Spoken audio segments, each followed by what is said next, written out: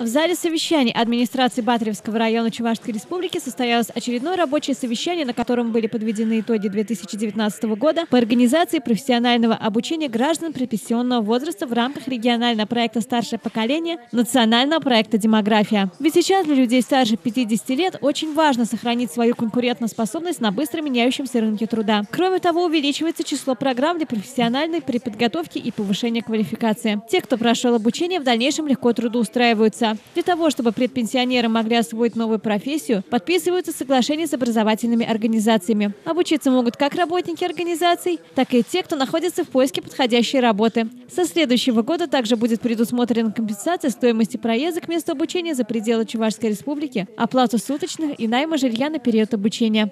Есть определенная дискриминация, если можно так назвать, и по трудоустройству лиц старше 50 лет и граждан предпенсионного возраста. И для того, чтобы вот эти преодолеть, мы реализуем ряд программ в республике.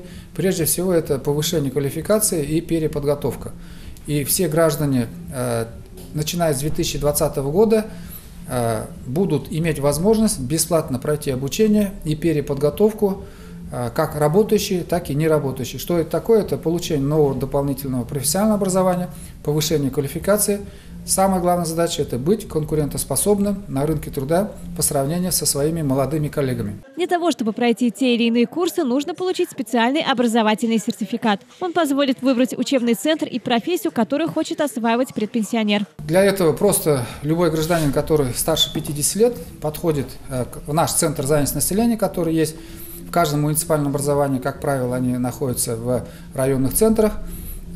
Обратиться к нам, и дальше уже мы все расскажем, как нужно проходить, как это можно делать, и, соответственно, предложим по его выбору те образовательные организации и те профессии, которые его интересуют. Перечень рекомендуемых образовательных программ включает более 20 учебных заведений и более 80 профессий. Наиболее востребованы сейчас такие из них, как охранник, библиотекарь и специалист в сфере красоты. И это далеко не полный список компетенций, которым можно обучиться. Сейчас востребованы трактористы, машинисты, любых категорий, водителей.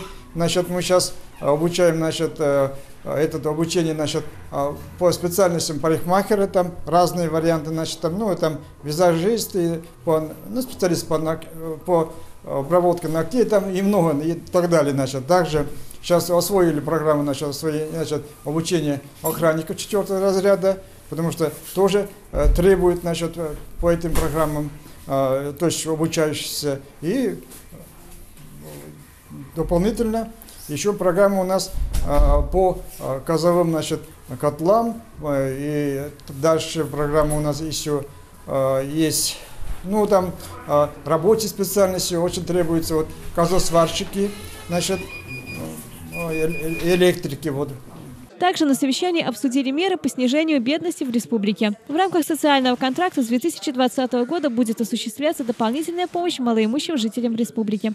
Минтруд России 30 августа текущего года включил нашу республику в перечень 21 субъекта Российской Федерации, в которых реализуются пилотные проекты по повышению доходов граждан, снижению уровня бедности в 2 раза к 2024 году. В рамках пилотного проекта предусматривается выделение в Чувашской Республике в 2020-2022 годах средств федерального бюджета в объеме 372,4 миллиона рублей ежегодно на условиях софинансирования, что 99% будет осуществляться из федерального бюджета.